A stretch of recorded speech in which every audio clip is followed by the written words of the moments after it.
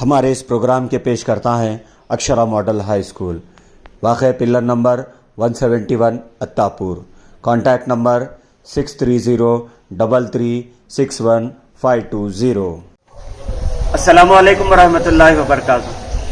ناظرین، میں آپ کا میزبان حافظ احمد اکرم عباس آپ سبھی کا استقبال کرتا ہوں الفلاح ایجوکیشن اکیڈمی کے یوٹیوب چینل۔ جیسا کہ گزشتہ کے ویڈیو میں ہم نے آپ سے کہا تھا اور اس سے پہلے بھی یہ بات آپ حضرات کے سامنے رکھی تھی کہ ہمارا یہ یوٹیوب چینل مختلف موضوعات پر علماء کرام کے بیانات کو لے کر آپ حضرات کے بیچ میں آتا رہا ہے۔ آج میں جس تاریخ کے متعلق آپ حضرات کے سامنے آیا ہوں، یہ کافی اہم تاریخ ہے ہمارے لیے۔ اس تاریخ میں کافی اہم آموز سبق ہم کو ملے ہیں۔ یہ وہ تاریخ ہے جہاں پر 313 کا لشکر سامنے ہزاروں کے کفار و مشرکین کی تعداد پر بھاری پڑا، صرف اور صرف اللہ کی ذات پر بھروسہ تھا، وہ ایمان۔ جی ہاں ناظرین، میں بات کر رہا ہوں 17 رمضان المبارک کی، واقع جنگ بدر۔ یہ وہ تاریخ کی اسلام کی سب سے پہلی جنگ تھی جہاں 313 صحابہ تھے۔ میں وقت کو ضائع کیے بغیر آج کے ہمارے مہمان عالم دین کا استقبال کرنا چاہوں گا، آپ کے اور میرے من پسندیدہ عالم دین حضرت مولانا مفتی حافظ سید علی قاسم، مفتی حافظ سید قاسم علی زاہد کشاتی صاحب، امام و خطیب مسجد عثمانیہ، کنگ کوٹی، حیدرآباد۔ ہم حضرت والا کا تہ دل سے استقبال کرتے ہیں کہ حضرت نے ہمیں اپنا قیمتی وقت دیا۔ میں وقت کو ضائع کیے بغیر مفتی صاحب آپ سے جاننا چاہوں گا، جہاں وہ 313 کا لشکر ہزاروں کی تعداد پر بھاری پڑا تھا، وہ ایمان ان کا تھا، اور آج کا ہمارا مسلمان دور حاضر میں ہم کو اپنے ایمان کو کیسے مضبوط کرنا ہے، اور ساتھ ہی ساتھ آپ اس کے ساتھ ساتھ جنگ بدر، یہ جنگ کا پورا منظر پس منظر، بس ہم اتنا ہی جانتے کہ اسلام کی سب سے پہلی جنگ تھی جس میں 313 صحابہ تھے، بس ختم، اور اس کے پیچھے پس منظر اور ان کی ایمانی طاقت کیسی تھی، میں چاہوں گا کہ آپ ہمارے چینل کے ذریعے ہمارے قارئین کو بتائیں۔ السلام علیکم ورحمۃ اللہ وبرکاتہ۔ نحمده ونصلي على رسوله الكريم، اما بعد فاعوذ بالله من الشيطان الرجيم، بسم الله الرحمن الرحيم، وذكر فإن الذكرى تنفع المؤمنين، صدق الله العظيم۔ محترم برادران اسلام، غزوہ بدر آج 17 رمضان المبارک 1437 سال پہلے جمعے کا دن تھا۔ 17 رمضان المبارک سن 2 ہجری 13 مارچ سن 624 عیسوی کو کفار اور اہل اسلام کے درمیان فیصلہ کن جنگ ہوئی۔ یہ جنگ کیسی ہوئی، یہ غزوہ کیسے عمل میں آیا، اس کے پیچھے وجہ کیا بنی، انشاءاللہ کچھ تفصیل آپ کے سامنے سنانے کی جرأت کروں گا، اور اس میں ہمارے لیے کیا اسباب ہے انشاءاللہ اس کو بھی آپ کے سامنے رکھنے کی کوشش کروں گا۔ محترم ناظرین اکرام، اللہ کے نبی علیہ الصلوۃ والسلام نے 13 سال مکۃ المکرمہ میں بعثت کے بعد اپنی زندگی گزاری۔ آپ صلی اللہ علیہ وسلم کے یہ 13 سال مکی زندگی کے خاص طور پر اللہ تبارک و تعالیٰ کے حکم سے صبر کے ساتھ، اطمینان کے ساتھ گزرتے رہے۔ اللہ تبارک و تعالیٰ کی جانب سے یہی ایک حکم تھا کہ صرف اور صرف صبر کرنا ہے۔ بہت مظالم پیش آئے، حضرت سمیہ رضی اللہ تعالیٰ عنہ، حضرت یاسر رضی اللہ تعالیٰ عنہ، حضرت عمار رضی اللہ تعالیٰ عنہ، حضرت عرفات رضی اللہ تعالیٰ عنہ، اسی طریقے سے حضرت بلال رضی اللہ تعالیٰ عنہ، ایسے مظالم پیش آئے، لیکن اللہ تبارک و تعالیٰ کی جانب سے صرف صبر کرنے کا حکم دیا گیا۔ اللہ کے نبی علیہ الصلوۃ والسلام جب مکۃ المکرمہ سے ہجرت کر کے مدینہ منورہ آئے، دوسرا سال ہے یہاں پر آپ صلی اللہ علیہ وسلم نے ایک قافلے کو بھیجا.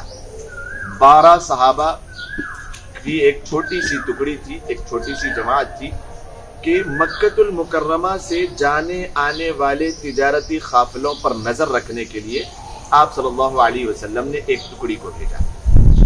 وہ ٹکڑا جب گیا تو انہوں نے قافلے کو دیکھا جس سے ان کی جھڑپ ہوئی. وہ مہینہ تھا رجب المرجب کا، اور رجب کا مہینہ ان 4 مہینوں میں سے ہے جس کے متعلق یہ آیت نازل ہوئی تھی کہ اللہ تبارک و تعالیٰ نے 12 مہینے بنائے ہیں سال کے، جن میں سے 4 ایسے ہیں جو محرم ہے. ان عدت الشہور عند اللہ 12 شہرا فی کتاب اللہ یوم خلق السماوات والارض منها 4 حرم. 4 کون سے ہیں؟ وہ ایک رجب ہے، ذی قعدہ، ذی الحجہ اور محرم. ان میں سے رجب کا مہینہ تھا. وہ صحابہ جب ان کے ساتھ جھڑپ ہوئی اور مد مقابل کے کفار بچ نہیں سکے اور انہوں نے کوئی چیز ماننے کے لیے تیار نہیں ہوئے، تو جھڑپ میں ایک کافر قتل ہو گیا جس کا نام عمرو تھا، عمرو بن عوف اس طریقے سے تھا. تو اللہ کے نبی علیہ الصلوۃ والسلام کے پاس جب ان کو قید کر کے سارے سامان کے ساتھ پیش کیا گیا، آپ صلی اللہ علیہ وسلم نے اس پر تھوڑا سا افسوس کا اظہار کیا کہ یہ مہینہ یہ ان محرم مہینوں میں سے تھا، اس میں جنگ کی کوئی ضرورت نہیں تھی، لیکن آپ صلی اللہ علیہ وسلم نے اس کو پھر سنبھال لیا. لیکن وہاں پر کفار اور مشرکین کے دلوں میں اتنی زیادہ نفرت مدینے والوں سے اور اللہ کے نبی علیہ الصلوۃ والسلام سے اور اسلامی سلطنت سے ہو گئی تھی کہ انہوں نے بارہا عرب کے سرداروں کو اور عرب کے قریش مکہ کو اکسانا شروع کیا کہ جہاں تک معاملہ تھا مکے میں محمد کے رہنے کا، اس وقت تک تو ہم نے برداشت کیا، اب یہ بہت زیادہ باہر ہو گیا. اور یہ عین سڑک تھی. مدینہ والے، ایک وجہ تو یہ تھی کہ انہوں نے اپنے قافلے کے اوپر، مدینہ والوں نے اللہ کے نبی دیکھنے کے لیے، خبر رکھنے کے لیے بھیجے تھے، لیکن جھڑپ میں انہوں نے ان پر حملہ کیا اور ایک مارا بھی گیا اور قیدی سب کے سب لائے گئے. یہ ایک وجہ تھی غزوہ بدر کے ہونے کے لیے، اور یہاں پر انہوں نے اکسانا شروع کیا کفار مکہ کو. دوسری وجہ یہ بنی کہ کفار مکہ اور کفار قریش، مکہ کے جو قریش تھے، ان لوگوں کے لیے شام کے جو تجارتی اسفار ہوتے تھے وہ سارے کے سارے مدینے سے ہوتے ہوئے جاتے تھے. مدینے سے ہوتے ہوئے بیچ سڑک پر جو ہے نا مدینہ المنورہ آتا تھا شام کے اسفار کے لیے، اور وہاں پر اگر قافلے آئے نہ جائے تو پھر مکۃ المکرمہ کے لیے کھانے پینے کے سارے راستے رک جاتے تھے. تو یہ وجہ بن رہی تھی کہ یہ سلطنت اور یہ ٹکڑا اور یہ حصہ جو مسلمانوں کے ہاتھ میں ہے، ہمارے لیے تو بہت ہی زیادہ مصیبت کھڑی ہو جائے گی. تو اس وجہ سے یہ لوگ تیاری کر رہے تھے کفار اور مکہ کے قریش مکہ کہ اس سلطنت کو ختم کر دیا جائے. چنانچہ ان 2 وجوہات کی وجہ سے مکے کے سرداروں نے اس بات کا فیصلہ کیا کہ اب ہم سب مل کر ایک بڑی طاقت جمع کریں گے اور ایک اسلحہ بہت زیادہ جمع کریں گے، اور ہماری اپنی قوت کو معاشی اعتبار سے، طاقت کے اعتبار سے، ہر اعتبار سے تیار کر کے اس مدینہ کی چھوٹی سی ٹکڑی اور سلطنت کو اور اسلامی سلطنت کو ہم تہس نہس کر دیں گے. اس خواب و خیال میں انہوں نے ایک بہت بڑا قافلہ بھیجا ابو سفیان کی قیادت میں. ابو سفیان کو اس زمانے میں کہا جاتا تھا کہ یہ دواح العرب ہے. مطلب یہ ہے کہ عرب کا سب سے بڑا سمجھدار اور ہوشیار انسان. ابھی تک یہ مسلمان نہیں ہوئے تھے. یہ فتح مکہ کے وقت 8 ہجری میں مسلمان ہوئے. جس وقت یہ واقعہ پیش آ رہا ہے اس کے بھی 6 سال کے بعد وہ مسلمان ہوئے. ابھی وہ مسلمان نہیں تھے، کافر تھے. تو داہیت العرب، بڑے سمجھدار. تو ان کی قیادت میں سارے قریش مکہ کے سرداروں نے ایک قافلہ بھیجا شام کی طرف، بہت زیادہ مال اور دولت دے کر. اور یہاں پر اس قافلے نے، جن کے بھائی وغیرہ تھے جو قتل ہوا تھا، یہ لوگ بھی اس اکسا رہے تھے. انہوں نے وہاں کی عورتوں کو اکسایا کہ تم بھی اس کے اندر حصہ لو. تو مکہ کے قریش نے ایسی اس کے اندر حصہ لیا کہ عورتیں اپنے گلوں کے جو مالے اور بالیاں تھے اور جو ان کے زیورات تھے سب کے سب نکال کے ڈال دیے کہ ہمارے اپنے جو لوگ مرتد ہو کے، وہ لوگ مرتد بولتے تھے کہ مشرکین جو ہے نا مسلمان ہو کے مدینہ چلے گئے، ان سب کو ختم کرنے کے لیے ہتھیار لے کر آیا جائے اور بہت کچھ کما کے شام سے لے کر آیا جائے تاکہ ہم ان کو مزہ چکھائیں. ابو سفیان کی قیادت میں یہ قافلہ نکلا اور بہت ہی زیادہ کامیاب سفر اس کا رہا، بہت زیادہ کامیاب سفر، 2 گنا 3 گنا اس نے جو ہے نا فائدہ اٹھایا، اور شام سے پھر جانے کے لیے بھی مدینہ بیچ میں پڑتا تھا اور آنے کے لیے بھی مدینہ بیچ میں پڑتا تھا۔ وہ مدینے سے آنے کے لیے جب وہ واپس آنے لگا، بہت کچھ اس کے پاس ساز و سامان تھا اور بہت زیادہ سامان تھا، تو وہ بھی داحیۃ العرب اسے کہا جاتا تھا، بڑا سمجھدار انسان تھا مسلمان ہونے سے پہلے سے بھی، تو وہ ہر طرف دائیں بائیں وہ نظر رکھتے ہوئے چل رہا تھا کہ کہیں ایسا نہ ہو کہ محمد صلی اللہ علیہ وسلم، اللہ تبارک و تعالیٰ نے جنہیں چنا تھا اور ایسی عقل سلیم اور ایسا قلب سلیم اور ایسی سمجھداری عطا کی تھی، پتا تھا ابو سفیان کو ہو سکتا ہے کہ راستے میں محمد عربی صلی اللہ علیہ وسلم ہمارے قافلے کو، ہم سب کو قید کرنے کے لیے وہ آ جائیں گے، تو وہ دونوں طرف سے خبر لیتے ہوئے، ایلچی کو بھیجتے ہوئے، پوری نظر رکھتے ہوئے وہ آگے بڑھ رہا تھا۔ تو اس نے ایک اپنے ایلچی کو بھیجا آگے کہ تم جا کر کے اس فلاں کنویں پر دیکھو، اس کے بعد وہاں پر سے رکنے کے بعد پھر ہم مدینہ کے آگے ہی جا کے رکیں گے، یہ ہمارا آخری پڑاؤ ہوگا مدینہ کے قریب، تم وہاں پر جا کے دیکھو۔ تو وہ آدمی گیا، ایلچی گیا، اور اس نے جا کر کے پوری کی پوری جو ہے نا اس نے تفتیش کی اور معلومات کی، اسے کوئی ایسی چیز نظر نہ آئی۔ وہاں کی رہنے والی جو ایک بوڑھیا تھی جو آنے جانے والے قافلے کی خدمت کرتی تھی اور ان سے پیسے لیتی تھی اجرت پر، اور وہ اپنی زندگی گزارتی تھی، اس سے بھی پوچھا گیا کہ کوئی آئے تھے، کچھ ایسا ہوا؟ تو اس نے کہا کہ نہیں، بس 2 لوگ آئے تھے اور یہاں پر تھے اور وہ لوگ پھر چلے گئے، کوئی ایسا مدینے کا آدمی تو نہیں آیا تھا۔ اس نے اتنی بات کو سنا اور پھر ابو سفیان کے پاس جا کر اپنی پوری جو اس نے معلومات کی وہ پیش کی کہ بھئی وہاں پر تو کوئی ایسا آدمی نہیں آیا تھا۔ تو ابو سفیان نے بڑی توجہ سے اور بڑے دھیان سے اور بڑی چالاکی سے پوچھا کہ تم نے وہاں کے رہنے والے لوگوں سے پوچھا کہ کوئی آئے تھے؟ تو اس نے کہا کہ ہاں میں پوچھا تھا، 2 مسافر آئے تھے پھر چلے گئے۔ تو وہ کہاں پر آئے تھے، کہاں ٹھہرے تھے، تمہیں کچھ یاد ہے؟ تو اس نے کہا کہ ہاں۔ تو قافلے کو اس نے دور ہی روک کر ابو سفیان آیا اس جگہ پر تفتیش کرنے کے لیے، اور اس کنویں کے پاس جہاں پر لوگ ٹھہرتے تھے، چائے وغیرہ کا انتظام ہوتا، کھانا پکاتے کھاتے پھر آگے بڑھتے تھے، مدینے سے وہ قریب تھا، وہاں پر وہ شخص گیا۔ ابو سفیان اتنا ہوشیار تھا، داحیۃ العرب اتنا ہوشیار تھا، وہاں پر جا کے اس بڑھیا سے پھر سوال کرنے لگا کہ وہ کون آئے تھے، وہ کہاں پر رکے تھے؟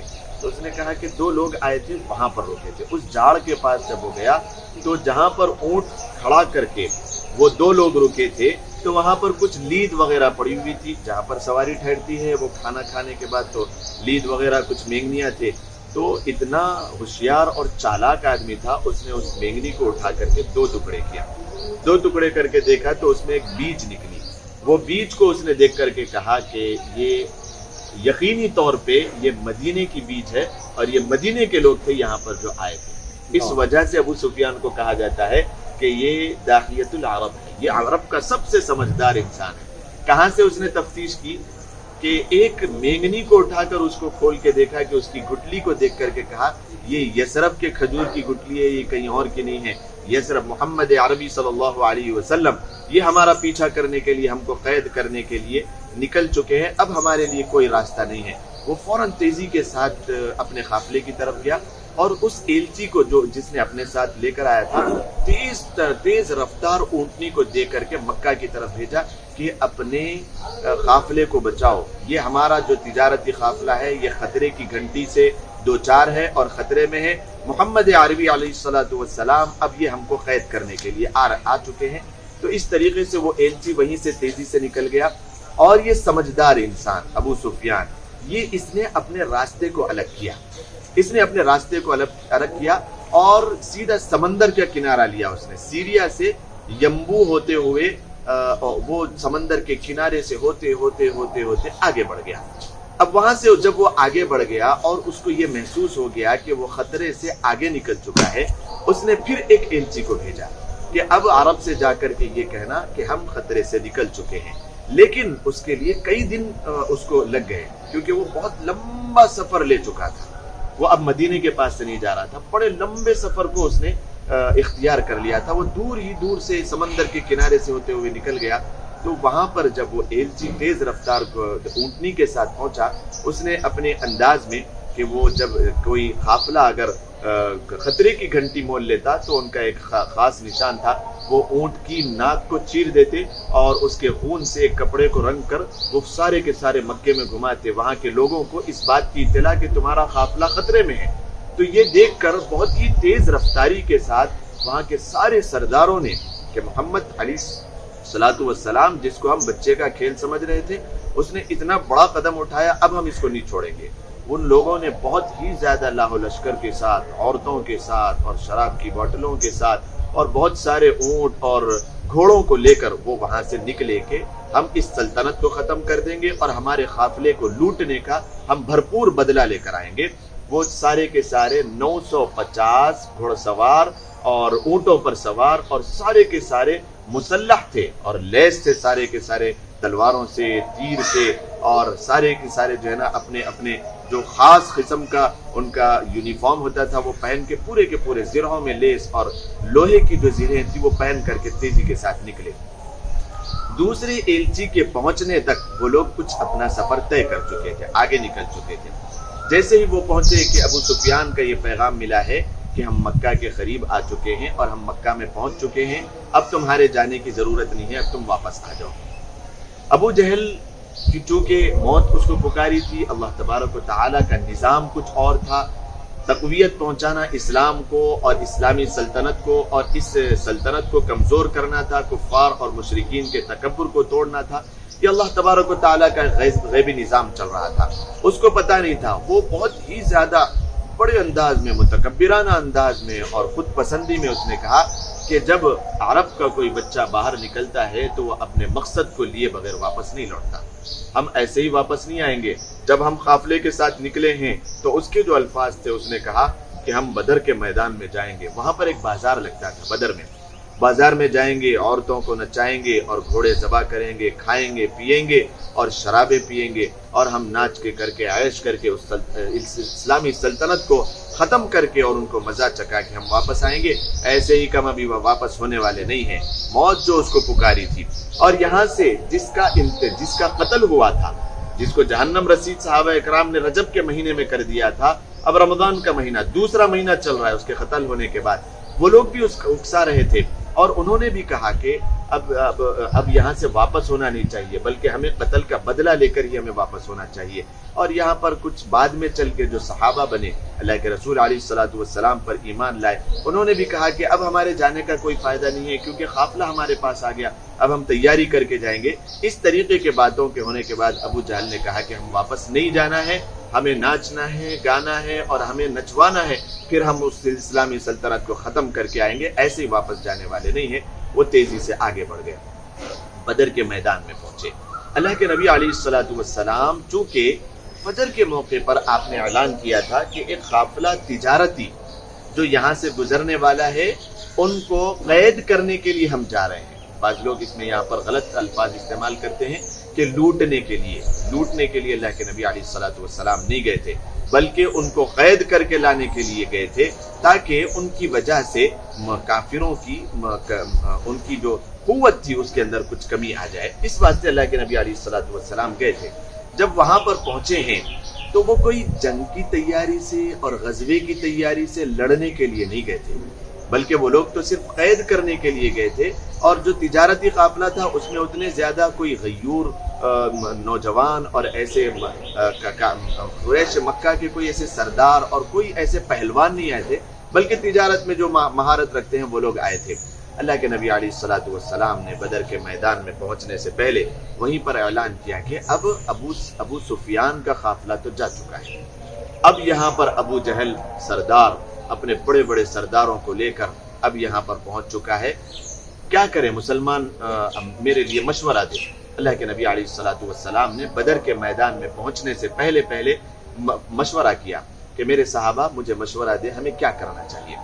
وہاں پر سے مقداد بن اسود سب سے پہلے کھڑے ہوئے، یا رسول اللہ صلی اللہ علیہ وسلم، ہم نے آپ پر ایمان لایا ہے، آپ نے جو کتاب اللہ تبارک و تعالیٰ کے پاس سے لائی ہے ہم نے اس کو سچا جانا ہے، اور ہم آپ کی ہر بات پر ایمان رکھتے ہیں۔ آپ اگر ہمیں کہیں گے کہ کٹ جاؤ تو کٹ جائیں گے، آپ ہمیں اگر اپنی اونٹنیوں کو اور اپنے گھوڑوں کو دوڑانے کے لیے کہیں گے، خدا کی قسم مدینے کا بچہ پیچھے نہیں ہٹے گا، سب کے سب آگے چلے جائیں گے۔ اللہ کے نبی علیہ الصلوۃ والسلام ہمارے ہاتھ پر، ہم بیعت کرتے ہیں آپ کے ہاتھ پر، کہ ہم آپ کے ساتھ لڑیں گے، ہم پیچھے ہٹنے والے نہیں ہیں۔ اللہ کے نبی علیہ الصلوۃ والسلام نے مقداد بن اسود رضی اللہ تعالیٰ عنہ کی بات کو سنا، سننے کے بعد آپ کو بٹھایا اور پھر اعلان کیا کہ کہو کیا مشورہ ہے۔ تو سارے صحابہ ایک دوسرے کو دیکھنے لگے کہ ایک مشورہ آنے کے بعد بھی اللہ کے رسول علیہ الصلوۃ والسلام پوچھ رہے ہیں۔ تو حضرت مقداد بن اسود یہ مہاجر صحابی تھے، ہجرت کر کے آنے والوں میں سے تھے مکہ سے مدینہ، اور اللہ کے نبی علیہ الصلوۃ والسلام کا جو دوسری مرتبہ سوال تھا یہ مدینے والوں سے تھا، کیونکہ یہ انصار تھے اور مدینے والے زیادہ تھے، مکہ والے کم تھے۔ مکہ کے جو لوگ تھے وہ 86 کے قریب تھے، اور مدینے کے زیادہ اوس اور خزرج کے جو لوگ تھے وہ زیادہ تھے۔ اللہ کے نبی علیہ الصلوۃ والسلام کے سوال کرنے کا منشا یہ تھا کہ انصار کہیں۔ دوسرا مقصد یہ تھا چونکہ انصار نے اس بات پر بیعت کی تھی اور اس بات پر وعدہ کیا تھا کہ مدینے کے اندر رہتے ہوئے تو ہم آپ کی مدد کریں گے، آپ کی جان کی محافظ ہیں ہم، لیکن مدینے سے باہر کا ہم کوئی آپ سے بیعت نہیں کرتے۔ اس طریقے کا ان کا معاملہ تھا۔ مدینے کے اندر آپ علیہ الصلوۃ والسلام کی یہ جو غزوہ ہو رہا تھا یہ مدینے کے باہر کا تھا۔ وہاں پر اس بات کو غور کرنے کے بعد حضرت سعد بن عبادہ رضی اللہ تعالیٰ عنہ جو کہ مدینہ المنورہ کے سردار تھے، ان کی بات کہنے سے پہلے میں ان کا واقعہ سنا دوں جو کہ وجہ بنا تھا اس کے لیے۔ ایک وجہ یہ بھی تھا، سعد بن عبادہ رضی اللہ تعالیٰ عنہ مسلمان ہونے کے بعد اور مدینہ المنورہ میں صحابہ اکرام اللہ کے رسول علیہ الصلوۃ والسلام کے ہجرت کر جانے کے بعد عمرہ کرنے کے لیے آپ تشریف لے گئے تھے، اکیلے عمرہ کرنے کے لیے۔ وہاں پر آپ کو معلوم تھا کہ ابو جہل، عتبہ، شیبہ، ربیعہ اور ایسے بڑے بڑے سردار ہیں جن سے جان کو خطرہ تھا، لیکن آپ نے ذرہ برابر کوئی خوف کیے بغیر امیہ بن خلف جو کہ سرداروں میں کا ایک سردار تھا قریش مکہ کا، اس کی حفاظت میں اور اس کے امن و امان میں، چونکہ یہ دونوں دوست تھے، امیہ بن خلف اور سعد بن عبادہ یہ دونوں دوست تھے۔ جب امیہ بن خلف شام کے سفر کے لیے جاتا تجارتی قافلے کے لیے تو مدینے میں رکتا اور ان کی مہمان نوازی میں وہ ٹھہرتا، اور یہاں پر سے جب حضرت سعد بن عبادہ رضی اللہ تعالیٰ عنہ مکہ آتے عمرہ کرنے کے لیے تو امیہ بن خلف کی امن و امان میں وہ رہتے تھے۔ اس طریقے سے جب امیہ بن خلف کے امن و امان میں حضرت سعد بن عبادہ آ رہے تھے تو مکے کے دروازے پر باہر ہی ابو جہل نے ان کو روک دیا اور اس نے کہا کہ تم نے ہمارے مرتدین کو اور مکہ سے جانے والوں کو مدینے میں اور یثرب نے تم نے پناہ دی، میں تمہیں اتنی آسانی سے عمرہ کرنے نہیں دوں گا، مکہ المکرمہ میں جانے نہیں دوں گا، اور کاش کہ تم امیہ بن خلف جو کہ سردار ہے اس کے امن و امان میں نہ رہتے، خدا کی قسم میں یہیں پر تمہارا کام پورا کر دیتا۔ ابو جہل کے یہ متکبرانہ الفاظ تھے۔ تو حضرت سعد بن عبادہ رضی اللہ تعالیٰ عنہ نے فرمایا تھا کہ ٹھیک ہے، اگر تم مجھے عمرہ کرنے کے لیے نہ جانے دو تو اس سے زیادہ مہنگا تمہیں وہ سودا پڑے گا، میں واپس جانے کے بعد تمہاری راہ کو روک دوں گا، میں وہاں سے شام کو جانے نہیں دوں گا۔ تو اس نے کہا کہ بھائی کوئی بات نہیں، اپنے الفاظ میں اگر میں کہوں تو تم جا سکتے ہو اور عمرہ کر سکتے ہو۔ اس طریقے سے اس نے ڈر کے چھوڑ دیا تھا۔ اور جب یہاں پر جب مکہ المکرمہ میں آئے تو امیہ بن خلف جو کہ دونوں دوست تھے، عمرہ کرنے کے بعد امیہ بن خلف کے گھر میں جب آئے اور وہاں پر جس طریقے سے دشمن بھی ہو دوست بھی ہو کھاتے پیتے ساتھ میں تھے، اللہ تبارک و تعالیٰ نے اللہ کے حبیب علیہ الصلوۃ والسلام کے لیے جن صحابہ کو چنا تھا ایسے تھے کہ دن میں لڑتے تھے لیکن شام نے کھانے کے لیے ایک دوسرے کو کھانا تقسیم کرتے تھے۔ اللہ تبارک و تعالیٰ نے ایسی قوم کو چنا تھا۔ تو یہ کھانا کھانے کے لیے جب بیٹھے تو اس نے کہا مجھے خدشہ ہے کہ تم لوگ مدینہ المنورہ میں شاید ہمارے لیے کچھ زیادہ ہی جو ہے نا طاقتور ثابت ہوں گے۔ تو حضرت سعد بن عبادہ رضی اللہ تعالیٰ عنہ نے دعوت دی اسلام کی کہ امیہ تم مسلمان ہو جاؤ، ورنہ تم جب مدینہ المنورہ آؤ گے اور تمہارا قتل وہاں پر میں ہی کروں گا۔ امیہ بن خلف کو سعد بن عبادہ، حالانکہ دونوں دوست ہیں، مسلمان ہو جاؤ، ورنہ مسلمان اگر تم نہیں ہوں گے تو پھر اسلام کے نہ ماننے والوں کے لیے اس زمین میں کوئی جگہ نہیں ہے۔ اس وقت اگر تم لشکر میں آؤ گے تو تمہارے لیے جانے کا کوئی سامان پیدا نہیں ہوگا۔ تو اس کی بیوی نے بھی اس کو سنایا تھا۔ تو جب غزوہ بدر کے لیے یہ لوگ نکل رہے تھے ابو جہل اپنے لشکر کو لے کر، تو اس کی بیوی نے امیہ بن خلف کو کہا کہ امیہ تم جانا نہیں، ورنہ یسربی بھائی کا وہ الفاظ تمہیں یاد ہے جو انہوں نے کہا تھا کہ تم اگر مدینۃ المنورہ آؤ گے تو تمہارا واپس جانا مشکل ہوگا، مجھے خدشہ ہے کہ میں تم سے شاید جدا ہو جاؤں گی اور میں بیوہ ہو جاؤں گی، تم مت جاؤ۔ لیکن اس کو ایک شرم تھی کہ مجھے جانا ہے، ورنہ کفار قریش مکہ کے جو سردار ہے وہ سب کے سب عار دلائیں گے اور مجھے برا بھلا کہیں گے۔ تو اس طریقے سے وہ رکنا چاہتا تھا لیکن رکا نہیں، اور قافلے کے آگے بڑھنے کے بعد یہ بھی بڑی اچھا واقعہ پیش آیا۔ یہ چونکہ ظالم جو ڈھاتا تھا، سارے کے سارے ظلم اس کے حضرت بلال رضی اللہ تعالیٰ عنہ کے اوپر تھے، کیونکہ حضرت بلال رضی اللہ تعالیٰ عنہ امیہ بن خلف کے غلام تھے۔ جب وہ وہاں پر پہنچا، سارے کے سارے قافلے کے آگے نکلنے کے بعد یہ تیز رفتار گھوڑے کے اوپر جا رہا تھا اور کم از کم 100 کلومیٹر کا فاصلہ رکھتا، قافلہ آگے رہتا، یہ پیچھے رہتا کہ کہیں خطرے کی گھنٹی قافلے پر آئے تو میں وہیں سے واپس بھاگ کر آ جاؤں۔ بڑا ڈرپوک تھا اور اتنا موٹا تر و تازہ تھا یہ کہ یہ گھوڑے پہ بیٹھنے کے لیے اس کو 10 سے 15 منٹ ہوتے تھے، بیٹھنا ہی اس کو مشکل ہوتا تھا، تو وہ دور رہتا تھا، بڑا ڈرپوک تھا، سردار تھا قریش مکہ کا۔ جب یہاں پر بدر کے میدان میں ابو جہل وغیرہ ٹھہر گئے، یہ دور ہی سے نظارہ کر رہا تھا، یہ قریب ابھی قافلے میں نہیں پہنچا۔ اللہ کے رسول علیہ الصلوۃ والسلام نے فجر کے موقع پر ان ساری باتوں کو سننے کے بعد اور حضرت سعد بن عبادہ رضی اللہ تعالیٰ عنہ کھڑے ہوئے، اللہ کے نبی علیہ الصلوۃ والسلام کے دوسرے سوال پر، ایک سوال کے جواب میں حضرت مقداد بن اسود جو کہ مہاجر صحابی تھے انہوں نے کہہ دیا تھا، اس کے بعد دوسرے سوال پر حضرت سعد بن عبادہ رضی اللہ تعالیٰ عنہ کھڑے ہوئے، اللہ کے رسول صلی اللہ علیہ وسلم، ہم نے آپ کو رسول جانا ہے اور آپ کی باتوں کو ہم نے سچا مانا ہے، ہم ان لوگوں میں سے نہیں ہے جو موسیٰ علیہ الصلوۃ والسلام کی قوم تھی بنی اسرائیل، انہوں نے کہا تھا کہ اذهب وربك فقاتلا انا هاهنا قاعدون، اللہ کے رسول صلی اللہ علیہ وسلم ہم آپ کے صحابی ہیں، ہم آپ کو ماننے والے ہیں، اذهب وربك ہم تو یہ کہتے ہیں کہ آپ ہمارے ساتھ چلیں، آپ کا رب بھی ہمارے ساتھ چلے، اذهب وربك فإنا مقاتلون کہ ہم بھی آپ کے ساتھ چلیں گے اور آپ کے آگے کٹیں گے، آپ کے پیچھے کٹیں گے، آپ کے آزو کٹیں گے، آپ کے بازو کٹیں گے، ہم اپنی جانوں کو ایسے قربان کر دیں گے،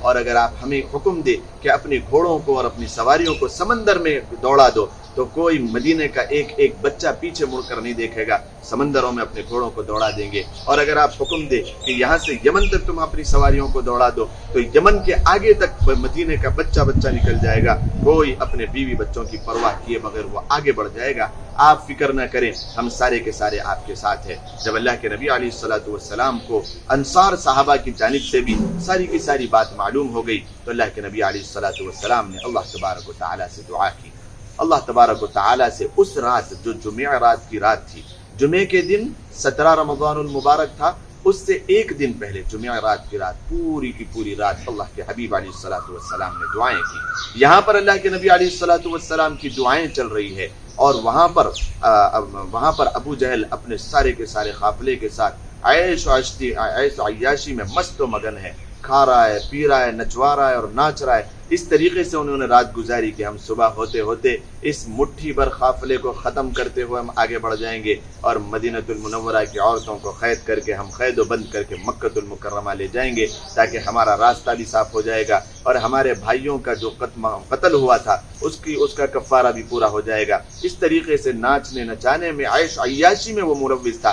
یہاں پر اللہ کے نبی علیہ الصلوۃ والسلام نے دعائیں کی، اللہ کے حبیب علیہ الصلوۃ والسلام ناز میں جو الفاظ کہہ رہے تھے وہ بھی آپ کے سامنے سناؤں۔ اللہ کے نبی علیہ الصلوۃ والسلام فرما رہے تھے کہ اے اللہ اگر یہ مٹھی بھر لوگ یہ وہی لوگ ہیں، اگر ان کو قتل کر دیا جائے گا تو پھر اس زمین پر رہتی دنیا تک قیامت تک آپ کا نام لینے والا کوئی نہیں ہوگا۔ یا اللہ ان کی حفاظت فرمانا، یا اللہ آپ نے وعدہ کیا تھا میری آپ حفاظت کریں گے، آپ میری حفاظت فرمانا۔ اس طریقے سے دعائیں کر کے، اور یہ الفاظ انہی صحابہ کرام کے لیے کہا گیا، یہ بڑی سعادت کی بات تھی جو بدر کے صحابہ تھے انہی لوگوں کے لیے، اس کے بعد کسی کے لیے نہیں کہا گیا۔ اللہ کے نبی علیہ الصلوۃ والسلام نے کہا کہ یہ مٹھی بھر لوگ اگر یہ قتل کر دیے جائیں گے تو پھر آپ کا نام لیوا قیامت تک کے لیے کوئی نہیں ہوگا، ان کی حفاظت فرمانا۔ اللہ کے نبی علیہ الصلوۃ والسلام نے رات بھر دعائیں کرنے کے بعد فجر کی نماز پڑھتے ہی آپ نے صف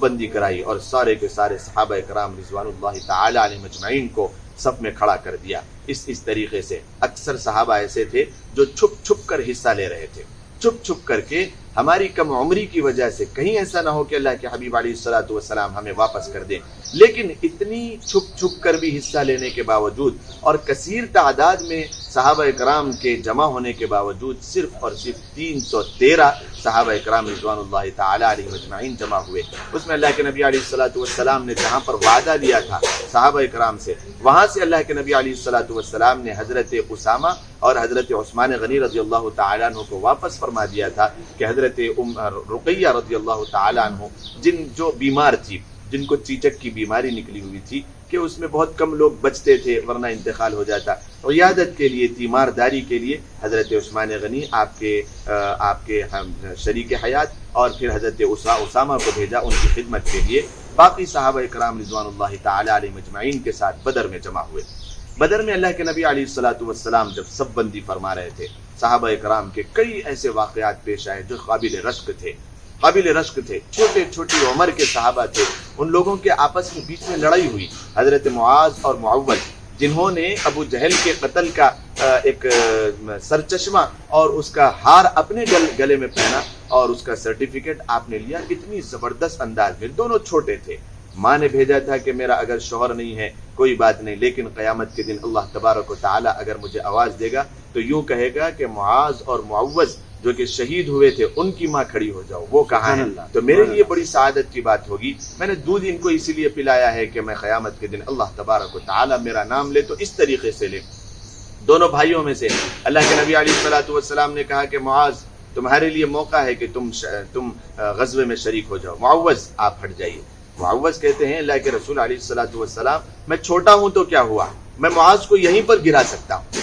شوق شہادت میں اللہ تبارک و تعالیٰ کی راہ میں غزوے کے لیے اور جنگ کے لیے، اللہ کی اعلاء کلمت اللہ کے لیے اور امن و امان کو دنیا میں برپا کرنے کے لیے یہ مقاصد ہوتے ہیں۔ کبھی بھی غزوے کے اور جہاد کے یہ مقاصد ہوتے ہیں، امن و امان برپا ہو اور اعلاء کلمت اللہ ہو، انصاف اور عدل و انصاف دنیا میں پھیلے۔ یہ مقاصد کے تحت اللہ کے نبی علیہ الصلوۃ والسلام نے کہا کہ ٹھیک ہے لڑو دونوں۔ تو اس میں معوذ رضی اللہ تعالیٰ عنہ چھوٹے ہونے کے باوجود بڑے بھائی کو پچھاڑ دیے، دونوں کو موقع مل گیا کہ دونوں شریک ہو جائیں جنگ میں۔ اس طریقے سے دونوں صحابہ جنگ میں شریک ہو گئے۔ اللہ کے نبی علیہ الصلوۃ والسلام تیر کے ذریعے سب کو صف میں کھڑا کر رہے تھے۔ ایک صحابی جن کا ذرا پیٹ آگے نکلا ہوا تھا، اللہ کے نبی علیہ الصلوۃ والسلام نے انگلی سے یوں کچوکا دیا اور کہا کہ پیچھے ہٹ جاؤ، صف میں برابر کھڑے ہو۔ صفوں میں سیدھی کھڑے ہونے سے دل اللہ تبارک و تعالیٰ ٹیڑھے ہو تو اس کو سیدھا کر دیتا ہے۔ تو وہ صحابی نے اللہ کے رسول علیہ الصلوۃ والسلام سے فرمایا کہ اللہ کے نبی علیہ الصلوۃ والسلام آپ نے مجھے تکلیف دی ہے، میں اس کا بدلہ لینا چاہتا ہوں۔ اللہ کے نبی علیہ الصلوۃ والسلام نے کہا کہ یہ کیا کہہ رہے ہیں، میں بدلہ لینا چاہتا ہوں۔ اللہ کے نبی علیہ الصلوۃ والسلام کے اس بول پر آپ علیہ الصلوۃ والسلام نے کہا کہ ٹھیک ہے بدلہ لے لو۔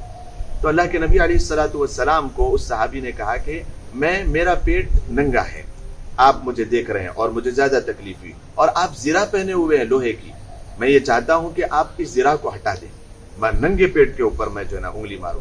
اللہ کے نبی علیہ الصلوۃ والسلام کے اس سننے پر آپ علیہ الصلوۃ والسلام نے ہٹا دیا۔ اس صحابی نے فوراً بوسہ دیا اور چمٹ گئے پیٹ سے اور آنکھوں سے آنسو جاری ہو گئے، اور انہوں نے کہا کہ اللہ کے نبی علیہ الصلوۃ والسلام میں یہ سمجھتا ہوں، امید میری یہ ہے کہ مجھے ایسا لگتا ہے کہ میں اس جنگ میں باقی نہ رہوں گا، میں شہید کر دیا جاؤں گا، تو میں یہ چاہتا ہوں کہ آخری موقع پر آپ کا بوسہ لیتے ہوئے میں اس دنیا سے چلا جاؤں۔ اور وہ صحابی اس واقعے میں اس جنگ میں شہید ہوئے۔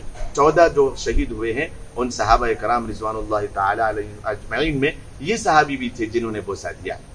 اللہ کے نبی علیہ الصلوۃ والسلام کی آنکھوں میں بھی آنسو آ گئے۔ پھر اللہ کے نبی علیہ الصلوۃ والسلام نے جو جذبے جہاد کے اوپر جو صحابہ کرام رضوان اللہ تعالی علیہم اجمعین میں اعلان کیے، ان کی تقریر کے سننے کے بعد وہ صحابی جنہوں نے بوسہ دیا تھا وہ کھجور کھا رہے تھے، انہوں نے کہا کہ میرے اور جنت کے بیچ میں بس اتنا چھوٹا سا فاصلہ کہ میں ان کے بیچ میں چلا جاؤں اور قتل ہو جاؤں اور شہید ہو جاؤں اور میں جنت میں چلا جاؤں، تو اس سے بڑی میرے لیے سعادت کی کیا بات ہو سکتی ہے۔ کھجور کو انہوں نے پھینکا اور جنگ میں چلے گئے قافلے میں، اور بڑی دلیرانہ انداز میں آپ نے جنگ کی، اس کے بعد آپ شہید ہو گئے۔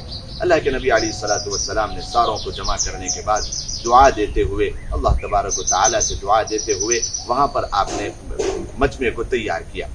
کفار میں سے ابو جہل نے 3 لوگوں کو بھیجا۔ اور وہ بڑے سردار تھے. پہلے جو مقابلہ ہوا وہ ایک آدمی کا ہوا، یعنی وقتاً فوقتاً ایک یہاں سے ایک بہت بڑا بادشاہ آیا جو ان کا سردار تھا. یہاں سے حضرت عمر فاروق رضی اللہ تعالیٰ عنہ کے ایک غلام گئے. تو جیسے ہی دونوں بیچ میں آئے، حضرت عمر فاروق رضی اللہ تعالیٰ عنہ کے جو غلام تھے انہوں نے اس کا سر قلم کر دیا اور اس کو صفحے تن سے جو ہے نا اڑا دیا، ختم کر دیا.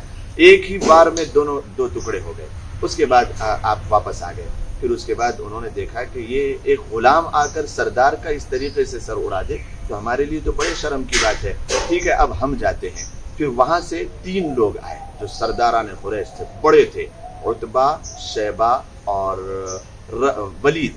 یہ 3 آئے. ولید بن عتبہ کا بیٹا تھا، اور عتبہ بن ربیعہ، شیبہ بن ربیعہ اور ولید بن عتبہ، یہ 3 نکل کر آئے میدان جنگ میں. اور یہ بڑے جنگجو اور سرداروں میں بڑے طاقتور پہلوان سمجھے جاتے تھے، اور انہیں بڑا تجربہ تھا جنگوں کے کرنے کا، بڑے سخت تھے.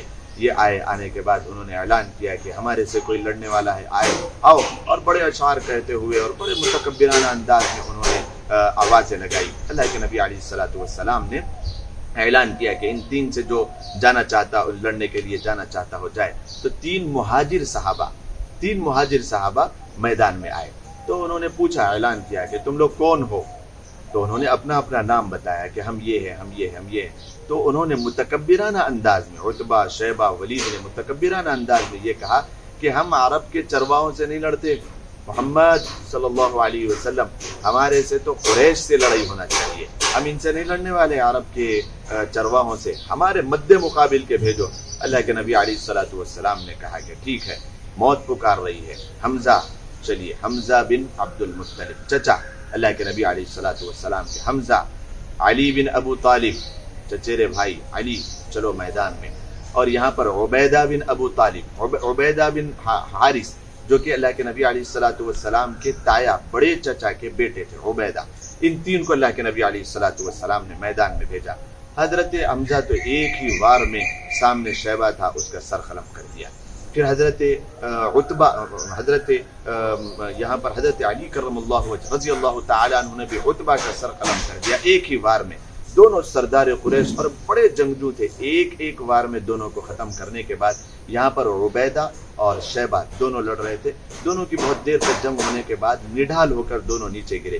حضرت علی نے اپنے مد مقابل کو نمٹنے کے بعد وہاں سے سیدھا اس کے پاس گئے جو شیبہ تھا. اس کا سر قلم کرنے کے بعد عبیدہ کو اٹھا کر کے لے کے آئے اللہ کے نبی علیہ الصلوۃ والسلام کی خدمت میں. اس طریقے سے قریش مکہ نے دیکھا، کفار مکہ نے دیکھا کہ جب ہم الگ الگ جاتے ہیں تو اس طریقے سے انہوں سب کے سب ختم کر دیں گے.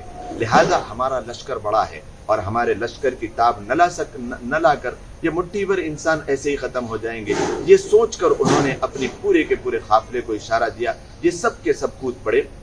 اللہ کے نبی علیہ الصلوۃ والسلام نے صحابہ کرام کو اشارہ کیا اور یہاں سے دعا کرتے رہے. اس قافلے میں بھی جو جھلکیاں ہوئی، ایک ہوا چلی، تیز تن ہوا چلتے ہی حضرت ابوبکر صدیق رضی اللہ تعالیٰ عنہ نے اللہ کے نبی علیہ الصلوۃ والسلام سے سوال کیا، اللہ کے رسول صلی اللہ علیہ وسلم یہ کیسی ہوا ہے؟ تو اللہ کے حبیب علیہ الصلوۃ والسلام نے فرمایا کہ اللہ تبارک و تعالیٰ نے اپنے وعدے کو پورا فرمایا، یعنی 1000 فرشتوں کو اتار کر تمہاری مدد کے لیے بھیجا ہے. اس طریقے سے 1000 فرشتوں کی مدد آئی. پھر اس کے بعد اللہ کے نبی علیہ الصلوۃ والسلام دعا کرتے رہے. یہاں پر ایک اور جھلک یہ دیکھنے میں آئی، معاذ اور معوذ دونوں چھوٹے بچے تھے. حضرت عبد الرحمن ابن عوف کی صف میں آئے. انہوں نے کہا کہ چچا جان، آپ ابو جہل کو پہچانتے ہیں؟ وہ کون ہے؟ وہ ہم نے سنا ہے کہ وہ محمد عربی صلی اللہ علیہ وسلم کو گالیاں دیتا ہے. آپ علیہ الصلوۃ والسلام کو گالیاں دینے والا ہماری حیات باقی رہے اور کوئی گالی دے، ایسا ہو نہیں سکتا. آپ ہمیں اشارہ دیجیے، آپ پہچانتے ہیں وہ کون ہے؟ تو حضرت عبد الرحمن ابن عوف نے کہا کہ میں پہچانتا تو ہوں لیکن دکھ نہیں رہا ہے. اچانک وہ نظر آیا، قافلے میں کسی دور وہ گزر رہا تھا. حضرت عبد الرحمن ابن عوف نے کہا کہ میرے بچوں وہ ہے دیکھو. تو اتنی تیزی سے دیکھتے ہی دیکھتے، ابھی اشارہ ہی کرنا تھا، دیکھتے ہی دیکھتے دونوں بازوؤں کے پاس سے اتنی تیزی سے وہ گزرے اور اپنے شکار کے اوپر انہوں نے حملہ کیا. بڑی تیزی کے ساتھ حملہ کیا. ایک نے ایک گھوڑے پر ابو جہل کی وار کیا اور ایک نے ابو جہل پر وار کیا. ابو جہل نے پلٹا کر جب وار کیا تو معوذ کے ہاتھ پر لگ گیا. معوذ یہ چھوٹے بچے تھے لیکن جنگ میں اللہ کے نبی علیہ الصلوۃ والسلام سے ضد کر کے آئے تھے.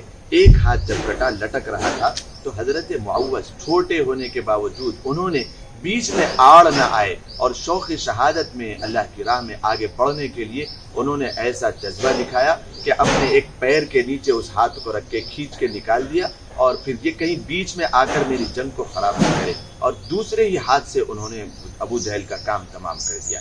اس طریقے سے وہ شہید ہو گیا اور اس طریقے سے وہ جہنم رسید ہو گیا، اور معاذ اور معوذ وہیں پر کھڑے رہے۔ حضرت عبداللہ ابن مسعود رضی اللہ تعالیٰ عنہ کو یہ سعادت ملی کہ انہوں نے اس کے سر کو قلم کیا۔ وہاں پر جب وہ سر کو کاٹنے کے لیے آئے ابو جہل سردار قریش مکہ کا، تو اس نے اس موقع پر بھی اس کے متکبرانہ الفاظ اتنے بدترین تھے۔ اس نے کہا کہ میرے لیے بڑے افسوس کا مقام ہے، بڑے افسوس کا مقام ہے کہ دو چھوٹے بچوں نے میرے اوپر وار کیا اور مجھے نڈھال کر کے گرا دیا، اور کتنی بدترین میری موت ہے کہ ایک چرواہا اور ایک غریب خاندان کا ایک لکڑہارا میری گردن کو کاٹنے کے لیے آیا۔ ٹھیک ہے کاٹو، لیکن ذرا اندر سے کاٹنا تاکہ میرے جسم پر رکھے تو لگے محسوس ہو کہ ایک سردار کا سر ہے۔ یعنی مرتے ہوئے بھی اللہ تبارک و تعالیٰ نے اس کے دل پر ایسا پردہ ڈال دیا اور اس کی آنکھوں پر ایسا پردہ ڈال دیا تھا، اس کی سماعت پر ایسا پردہ ڈال دیا تھا کہ اللہ تبارک و تعالیٰ کے حکم کی بنا پر حضرت عبداللہ ابن مسعود رضی اللہ تعالیٰ نے اس کی گردن کو الگ کر دیا۔ اس طریقے سے پوری کی پوری جنگ ہوئی، غزوہ ہوا، اور یہاں پر 14 صحابہ کرام رضوان اللہ تعالی علیہم اجمعین شہید ہوئے، اور اللہ کے نبی علیہ الصلوۃ والسلام اور صحابہ کرام رضوان اللہ تعالی علیہم اجمعین کے حملے میں وہاں سے 70 جہنم رسید ہوئے اور 70 قید کر لیے گئے۔ باقی سب کے سب وہاں سے واپس بھاگ کھڑے ہوئے۔ اللہ کے نبی علیہ الصلوۃ والسلام نے ان کے متعلق فیصلہ کرنے کے لیے مشورہ طلب کیا کہ میرے صحابہ بتاؤ، اور جتنے جہنم رسید ہوئے تھے ان سب کو ایک کنویں میں، بدر کے کنویں میں پھینک دیا گیا، اور وہاں پر اللہ کے نبی علیہ الصلوۃ والسلام نے بدر کے اسی دن اس موقع پر عصر کے وقت میں وہاں پر سوال کرنے لگے کنویں کے پاس کھڑے ہو کر کہ ابو جہل، آواز میری اگر سنے آتی ہو تو اس کا جواب دے۔ اور یہاں سے پھر اللہ کے نبی علیہ الصلوۃ والسلام نے کہا کہ تمہارا نبی اور محمد مصطفیٰ صلی اللہ علیہ وسلم جو تمہارے لیے احکام جاری کر رہا تھا اور جن باتوں کو بتا رہا تھا، کیا تم نے اس کو دیکھ لیا، یا اللہ تبارک و تعالیٰ نے ابھی نہیں بتایا؟ کیا وہ ساری کی ساری میری باتیں تمہارے لیے سچ ہوئی یا پھر نہیں؟ اللہ کے نبی علیہ الصلوۃ والسلام نے سوال کیا، اور اس میں ایک واقعہ جو پیش آیا تھا وہ بھی بڑا زبردست تھا۔ جنگ کے شروع ہونے سے پہلے ہی اللہ کے نبی علیہ الصلوۃ والسلام نے جگہوں کو متعین کر دیا تھا کہ ابو جہل یہاں گرے گا، عتبہ یہاں گرے گا، شیبہ یہاں گرے گا، امیہ بن خلف وہاں گرے گا۔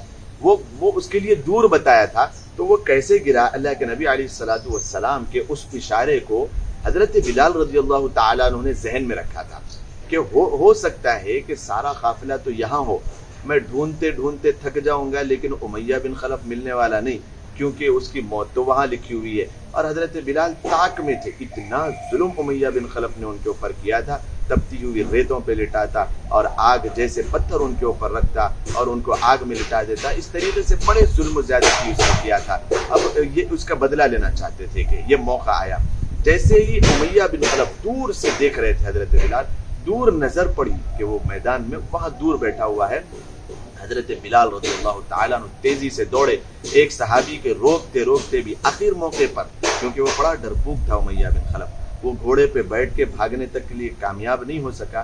حضرت بلال رضی اللہ تعالیٰ عنہ پہنچ گئے، اور ایک صحابی اور ان کے ساتھ تھے۔ وہ صحابی روک رہے تھے اس وجہ سے کہ امیہ بن خلف آخر موقع پر یوں کہہ رہا تھا کہ میں ایمان لاتا ہوں، میں تمہارا غلام بننے کے لیے تیار ہوں بلال، مجھے معاف کر دو، مجھے چھوڑ دو۔ لیکن حضرت بلال رضی اللہ تعالیٰ عنہ نے اس کو جہنم رسید کرنے میں ذرا برابر دیر نہیں کی، بلکہ اس کے سر کو تن سے جدا کر دیا۔ اس طریقے سے وہاں پر اس کو جہنم رسید کر دیا گیا۔ پھر میدان میں ساروں کے قتل ہو جانے کے بعد اللہ کے نبی علیہ الصلوۃ والسلام صحابہ کرام کو جمع کر کے اس 70 قیدیوں کے متعلق 70 جو بڑے بڑے شہداء تھے، 70 جو بڑے بڑے ان کے سردار تھے وہ قتل کر دیے گئے، اور 70 جو بڑے بڑے سردار کچھ بچے تھے ان کو قید کر کے لا لیا گیا۔ باقی کے سب بھاگ گئے۔ اللہ کے نبی علیہ الصلوۃ والسلام نے مشورہ کیا کہ میرے صحابہ بتاؤ ان کا کیا کیا جائے۔ حضرت عمر فاروق رضی اللہ تعالیٰ عنہ نے کہا کہ ان کو قتل کر کے اسلام کی تقویت کو اور بڑھایا جائے اور کفار کی تقویت میں کمی کی جائے، ان کو ضعیفی کی طرف لے جایا جائے۔ حضرت ابو بکر صدیق رضی اللہ تعالیٰ عنہ نے مشورہ دیا کہ اللہ کے نبی علیہ الصلوۃ والسلام ہو سکتا ہے کہ یہ بعد میں ایمان لائیں، کہ کفار مکہ، یہ قریش مکہ کے سردار ہیں، کہ یہ ایمان لائیں گے تو ایمان کے لیے، اسلام کے لیے اور زیادہ تقویت ہوگی، فدیہ لے کر ان کو چھوڑ دیا جائے۔ اللہ کے نبی علیہ الصلوۃ والسلام نے حضرت ابوبکر صدیق رضی اللہ تعالیٰ عنہ کے مشورے کو لیا اور پھر ان سے فدیہ لے کر ان کو چھوڑ دیا گیا۔ اللہ کے نبی علیہ الصلوۃ والسلام نے اس طریقے سے فتح کن حاصل کی، اور یہ بدر کے صحابہ کے لیے اعلان ہو گیا کہ اللہ تبارک و تعالیٰ تم سے راضی ہے، رضی اللہ عنہ ورضوا عنہ، اللہ تبارک و تعالیٰ تم سے راضی ہے اور تم اللہ سے راضی ہے۔ اور غزوہ بدر کے جتنے صحابہ تھے ان کے لیے یہ فیصلہ بھی سنایا گیا کہ اب تمہارے لیے قیامت تک کے لیے تمہاری مغفرت ہو چکی ہے اور جنت کا سرٹیفکیٹ تمہارے نام لکھ دیا گیا، اب مرنے تک تم جو کرنا ہو کرو، تمہارے لیے کوئی باس پوچھ نہیں ہے۔ یہ وہی صحابہ ہیں جو غزوہ بدر میں تھے۔ اور اس کا ایک واقعہ، اس کی ایک جھلک میں آپ کو یوں بھی دکھاؤں۔ غزوہ موتا میں حضرت ابو ہریرہ رضی اللہ تعالیٰ عنہ، ایک ہی غزوے میں آپ کی شرکت ہوئی۔ حضرت ابو ہریرہ رضی اللہ تعالیٰ عنہ غزوہ موتا میں کھڑے ہو کر، وہ بعد میں چل کر ہوئی، سن 9 یا 8 ہجری میں ہوئی، بعد میں چل کر ہوئی۔ وہاں پر کھڑے ہو کر آپ کانپ رہے تھے، کیونکہ یہاں پر 3000 صحابہ کرام رضوان اللہ تعالیٰ علیہ مجمعین تھے، اور سامنے جو لشکر تھا وہ 10,000 سے زائد تھا کفار کا۔ حضرت ابو ہریرہ رضی اللہ تعالیٰ عنہ نے جب اس لشکر کو دیکھا تو وہ کانپ گئے، ڈرنے لگے۔ تو اس کے بازو کھڑے ہوئے تھے ایک بدری صحابی، انہوں نے کہا کہ ابو ہریرہ ڈر گئے، ڈر ہو رہا ہے بڑے قافلے کو دیکھ کر؟ تو انہوں نے کہا کہ ہاں، بہت سے بڑا قافلہ ہے۔ تو صحابی نے ان کو کہا کہ کاش کہ تم بدر کے میدان میں ہوتے تو آج تمہیں ڈر نہیں لگتا۔ ہم کبھی مسلمان کثرت کی بنا پر فتح حاصل نہیں کرتے، ہم مسلمان اللہ تبارک و تعالیٰ کی مدد کی بنا پر فتح حاصل کرتے ہیں۔ اللہ تبارک و تعالیٰ کے احکام پر عمل کر کے اپنے ایمان اور اپنی تقویت اور اپنے دل کو مضبوط کر کے اور ایمان کے رعب اور دبدبے کی وجہ سے مسلمان کامیاب ہوتے ہیں۔ کثرت سے اور قلت سے ان کا کوئی واسطہ نہیں ہے۔ کاش کہ تم بدر کے میدان میں ہوتے، ایسا زبردست ماحول تھا۔ پھر اللہ کے نبی علیہ الصلوۃ والسلام نے فیصلے کے بعد، ان سے فدیہ لے کر کے چھوڑنے کے بعد، اللہ کے نبی علیہ الصلوۃ والسلام مدینہ منورہ واپس ہو گئے۔ اب اس میں جو وجوہات ہے کہ یہ وہ جو بدر کا جو معرکہ ہوا تھا، کن وجوہات کی وجہ سے کامیابی حاصل ہوئی، ان میں سے چند باتیں آپ کے سامنے سنا دوں، اور ان میں کیا سبق ہے وہ ایک نوجوانوں کو میں اس سے میسج دے دوں، پھر انشاءاللہ بات ختم ہوگی۔ معاملات میں وجوہات میں سب سے پہلی وجہ اور سب سے محکم اور سب سے اصل وجہ جو بدر کا فیصلہ کن معرکہ ہوا اور مسلمانوں کی فتح اس کے اندر ہوئی، اس میں سب سے اہم اور محتم بشان جو وجہ تھی وہ مسلمانوں کا اللہ تبارک و تعالیٰ کی ذات پہ یقین کرنا تھا، اللہ تبارک و تعالیٰ کی مدد پہ یقین کرنا تھا۔ مسلمان کبھی اللہ کی رحمت سے مایوس نہیں ہوتا۔ لا تقنطوا من رحمت اللہ، لا تیأسوا من روح اللہ۔ اللہ تبارک و تعالیٰ کی مدد، آج جو لوگ یوں کہتے ہیں، آج جو مسلمان یوں کہتے ہیں کہ کفار کے پاس اسلحہ بھی ہے، کفار کے پاس طاقتیں بھی ہے، کفار کے پاس حکومتیں بھی ہے اور وہ قیادت میں ہیں، تو پھر ان سے ڈرنا چاہیے ہمیں، وہ کثرت میں بھی ہے۔ تو اگر جس بھی انسان کے دل میں یہ بات آ رہی ہے کہ کفار کے پاس طاقت ہے، قیادت ان کے ہاتھوں میں ہے اور اسلحہ ان کے پاس ہے، توپ، بندوق اور تلواریں ان کے پاس ہے، تو ہمیں ڈرنا چاہیے۔ تو خدا کی قسم یہ مسلمان نہیں ہے، یہ مسلمان نہیں ہے جو کہتے ہیں اللہ تبارک و تعالیٰ کی ذات پہ یقین اور اللہ تبارک و تعالیٰ کی مدد جس کے پاس ہے، وہ اس کی ذات پہ اور اس کی مدد پہ یقین رکھنے والا اصل مسلمان ہے۔ باقی یوں کہتا ہے کہ حکومتیں کسی کے پاس ہے اور وہ کامیاب ہوں گے، اسلحہ کسی کے پاس ہے وہ کامیاب ہوں گے، کثرت کسی کے پاس ہے وہ کامیاب ہوں گے، یہ خدا کی قسم مسلمان کے الفاظ نہیں ہو سکتے ہیں۔ تو اس بات کو سمجھنا چاہیے۔ غزوہ بدر میں جو فتح حاصل ہوئی وہ کثرت کی بنیاد پر نہیں ہوئی، بلکہ چند 2 ہی صحابہ ایسے تھے جن کے پاس تلواریں تھیں اور 2 گھوڑے تھے اور بالکل 60 سے 65 اونٹ تھے۔ 2-3 بیٹھتے تو 2-3 پیدل چلتے، 2-3 بیٹھتے تو پھر 2-3 پیدل چلتے۔ اس طریقے کے تنگ و دست حالات میں انہوں نے اللہ تبارک و تعالیٰ کی ذات پہ ایسا یقین رکھا مدد کا، تو اللہ تبارک و تعالیٰ نے فتح کی۔ ورنہ اگر کثرت کی طرف دیکھتے تو یہیں پر ان کے پیر ڈگمگا جاتے۔ دوسری وجہ یہ تھی کہ صحیح پلاننگ اللہ کے نبی علیہ الصلوۃ والسلام یہاں پر ایک واحد سردار تھے، اور وہاں پر عتبہ بھی سردار، شیبہ بھی سردار، ولید بھی سردار، اور سارے کے سارے سردار وہاں پر موجود تھے.